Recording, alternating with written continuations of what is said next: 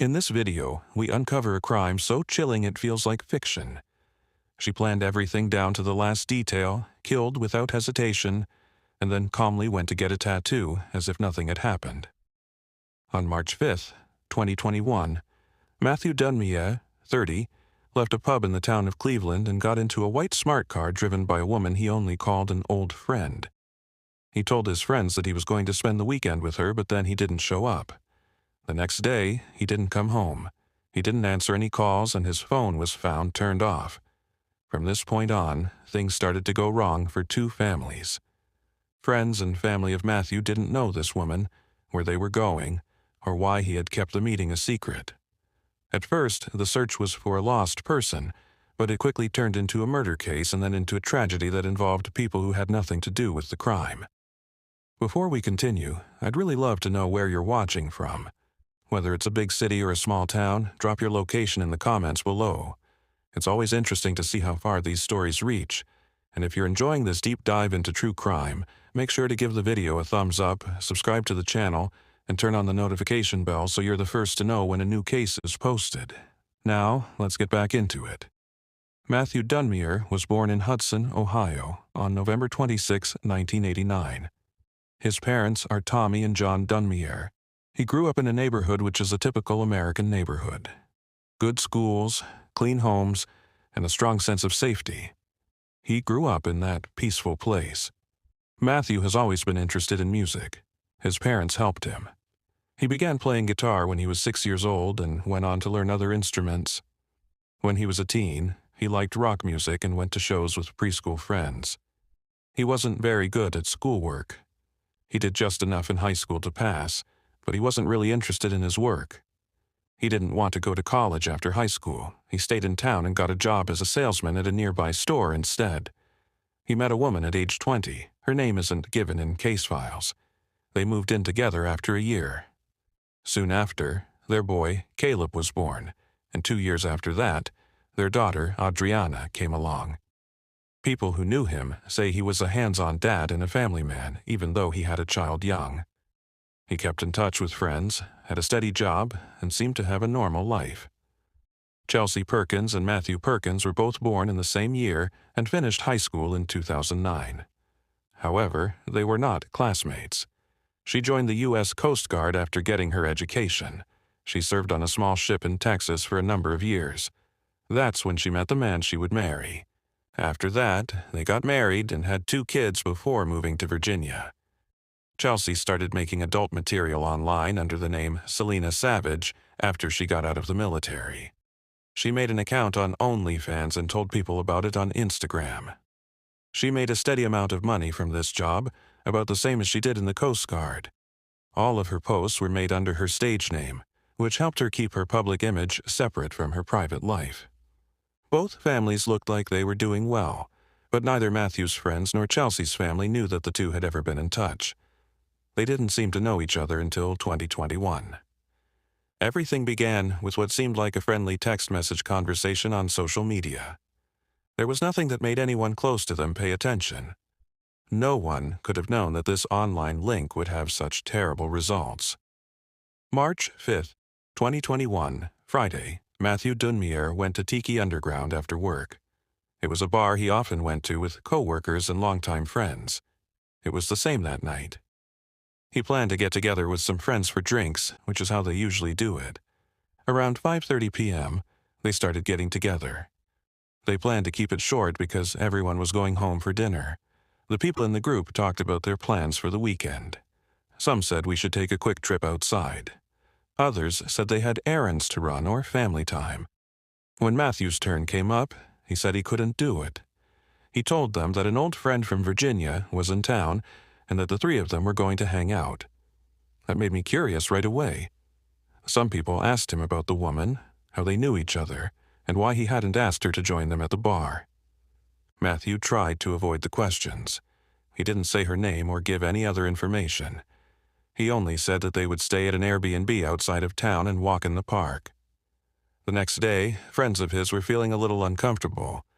A lot of people were shocked that he was going to spend the night with someone they had never heard of since he was in a relationship and living with the mother of his 2 kids. Some people at the table had known him since school and couldn't remember him ever talking about a friend from Virginia. It wasn't like him to act that way. He was always honest about his goals and private life.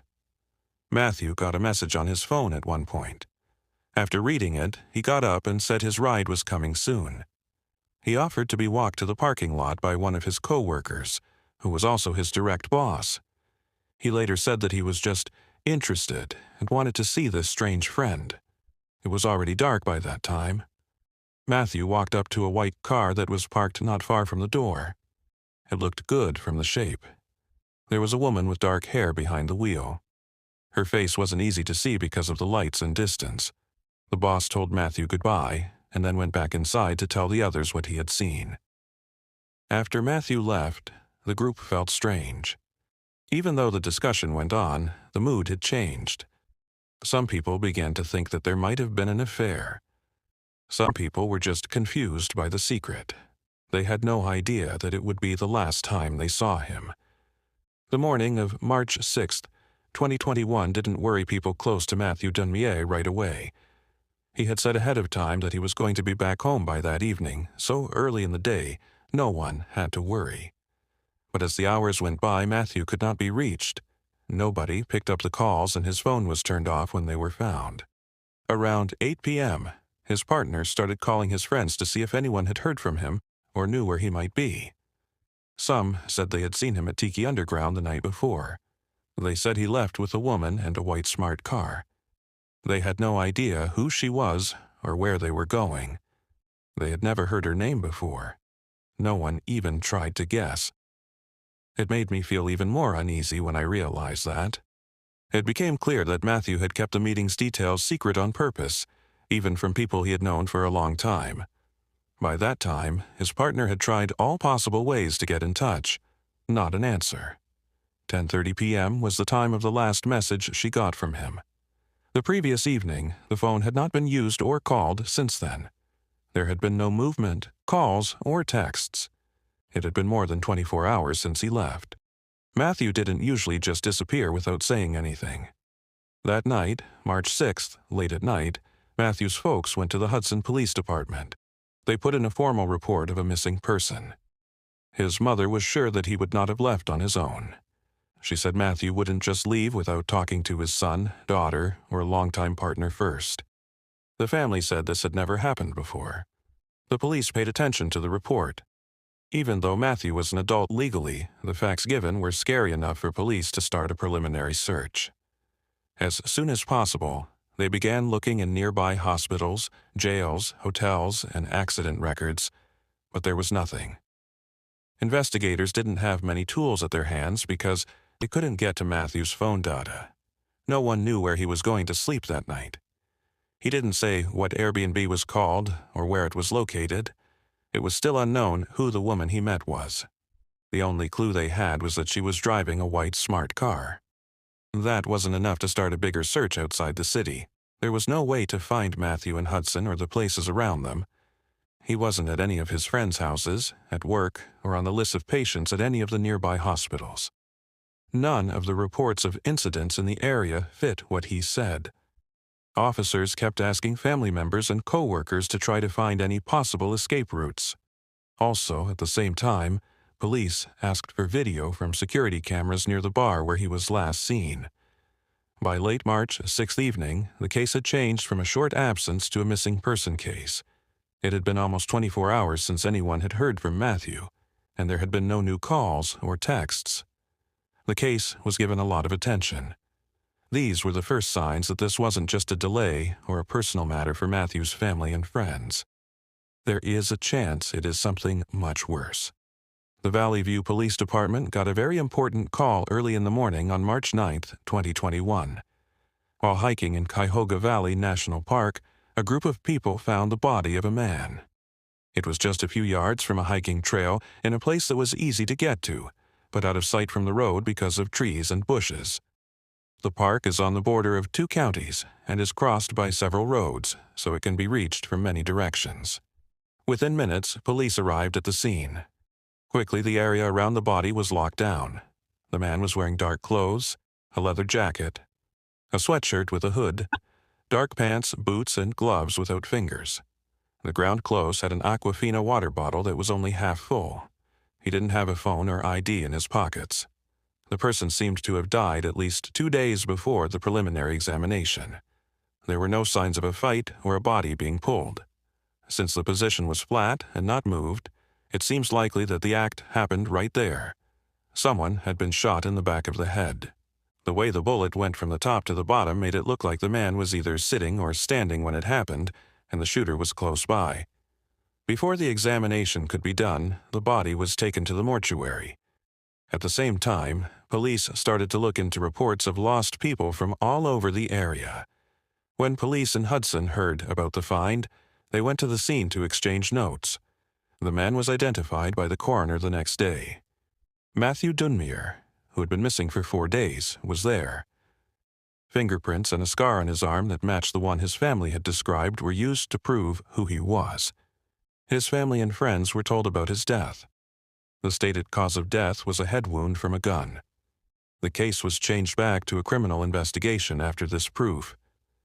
Detectives focused on Matthew's co-worker's statement about the white smart car he was seen getting into on March 5th because it was the only good lead they had at the time. A person who helped him get to the parking lot remembered that the driver was a woman with dark hair. The license plate was fuzzy in his mind, and it was dark outside, so he couldn't get a good look at her face. Footage from around the bar was used as the first part of the probe. A traffic camera near the nearby highway exit had seen a white smart car going towards Hudson at 5:46 p.m., about 15 minutes before Matthew got to the bar. However, the Tiki Underground parking lot did not have any cameras. This proved that the car was going in the right way. At 6:15 p.m., the next important place on the schedule was a petrol station. The same white smart car was seen on security video. Matthew was seen getting out of the car, going into the store, and buying a pack of cigarettes, a bottle of water, and a can of soda. In the end, that Aquafina bottle was found next to his body. This stop let agents make a continuous record of what happened that night. After looking at more data from traffic cams and road sensors, we found that the smart car went north towards Cleveland. With the help of toll records and sensor pings, authorities were able to make a very accurate map of the route. The car pulled up to a place rented through Airbnb on Ashbury Avenue in the eastern part of Cleveland. The property owner was talked to by police who showed him a picture of Matthew. He was sure that Matthew had spent the night there. The people who worked at the house remembered that Matthew had come with a woman with dark hair. Investigators got the ticket information from Airbnb after making a formal request. The ticket was made with the name Chelsea Perkins. A history check showed that Chelsea and Matthew went to the same high school, even though they hadn't talked in years. Matthew's family and friends had never heard of her. He had not told anyone about his plans for the weekend for the first time in years. Now that they knew who she was, the cops started gathering information about Chelsea and where she lives now. Investigators put together a clear timeline using surveillance videos, toll booth records, phone GPS logs, and information from Airbnb registrations. Around 6:30 p.m. on March 5th, they got to the Cleveland rental house on Ashbury Avenue. Chelsea made the reservation for one night at the rental. Staff at the house say that the two showed up in a white smart car and entered the property together. Surveillance footage from nearby proved that the car stayed parked outside the house all night. No one was seen or heard on the land until the morning. At 8:37 a.m. on March 6th, phones for both Chelsea and Matthew started to move. Their GPS showed that they had left Cleveland and were on their way to Kyhoga Valley National Park. At 9:45 a.m., both phones were linked to a cell tower near the southern entrance to the park. This matched the route that had been tracked before by traffic cams. You could walk from that signal point to the place where Matthew's body was later found. GPS showed that the car had stopped in a nearby parking lot, and both phones stayed still for a while after that.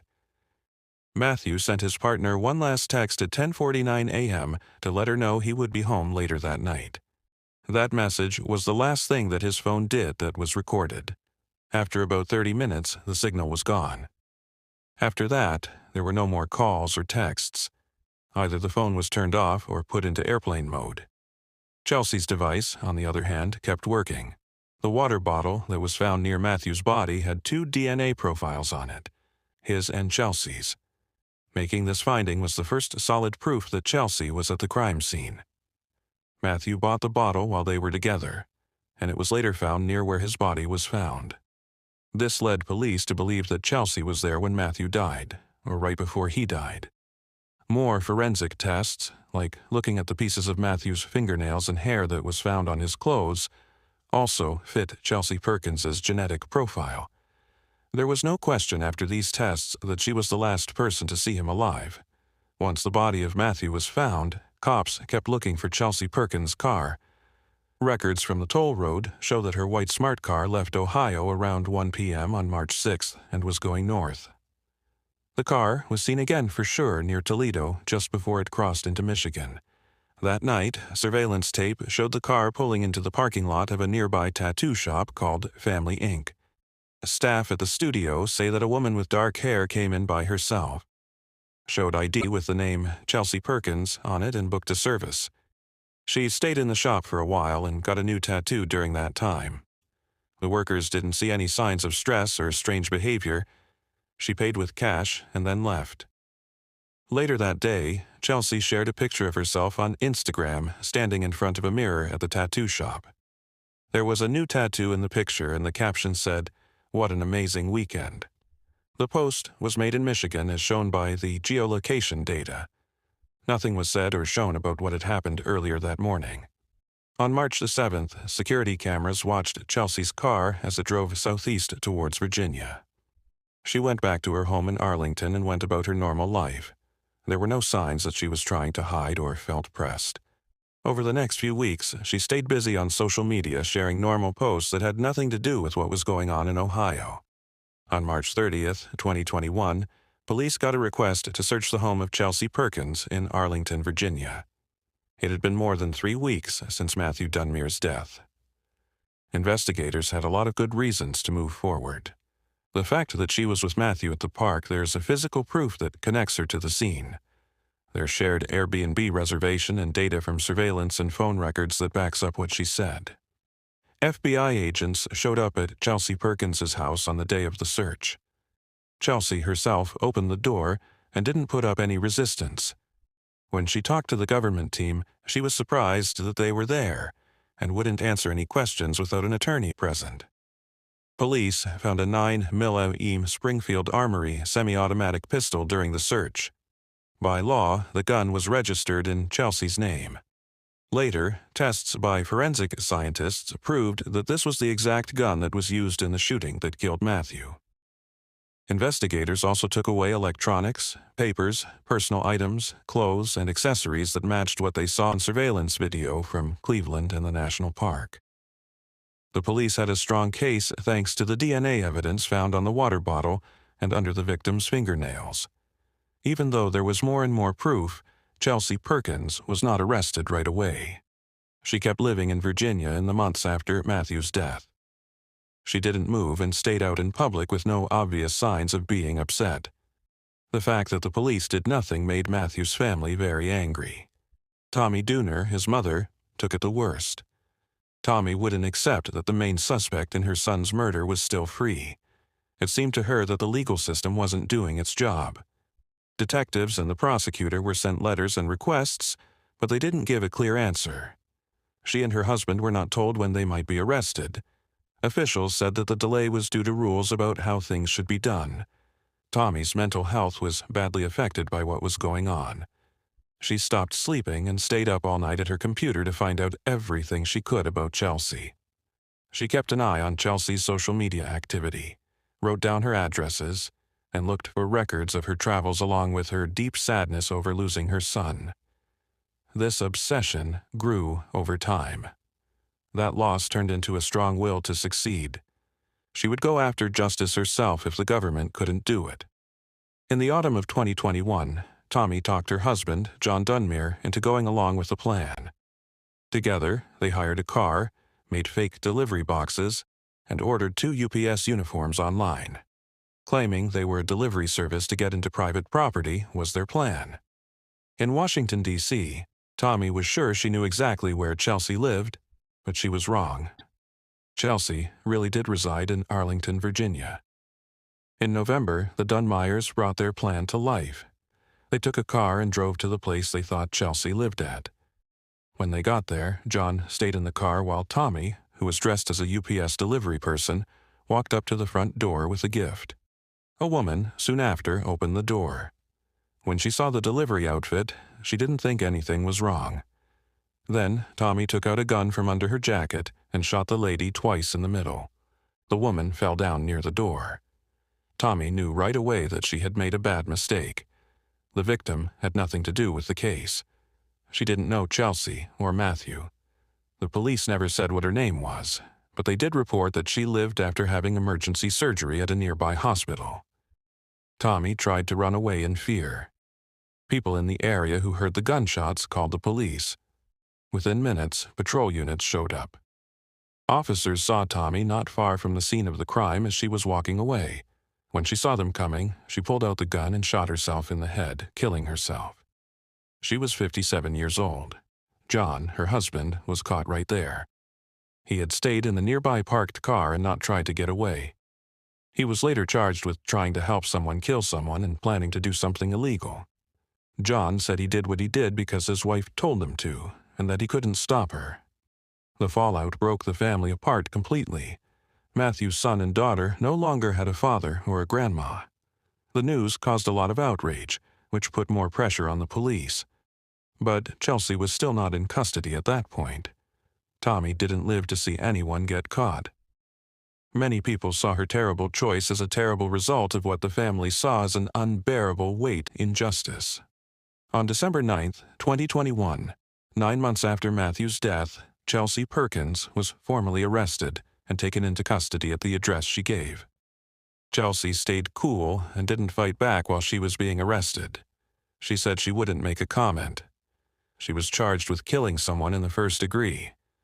The court said no to bail because of the seriousness of the charge, the strength of the proof, and the possibility that the person would run away. After that, Chelsea was put in jail until her trial. Her lawyers asked the court to look over the conditions of her release, but the court stuck to its original ruling. The case was put to trial with the help of a thorough indictment that included witness statements, ballistics analysis, surveillance video, text message logs, confirmations of Airbnb reservations, and a full digital timeline of Chelsea's movements. The legal processes went on from 2022 to 2024. Chelsea Perkins's lawyers said she was innocent and that there wasn't enough proof against her. During this time, Chelsea said they had nothing to do with Matthew Dunmier's death. Her position didn't change until the spring of 2025. Chelsea suddenly changed her mind in May 2025, more than 4 years after Matthew's death. Up until that point, she had always denied having anything to do with the crime and refused to say she was guilty. In the end, though, she took the deal and pleaded guilty to the murder. She was given a sentence range of 27 to 31 years as part of the deal. The court decided that the time she'd already spent in pretrial detention would be added to her total term. The exact length of her time in jail would be decided later. In return, Chelsea gave a statement explaining what she did.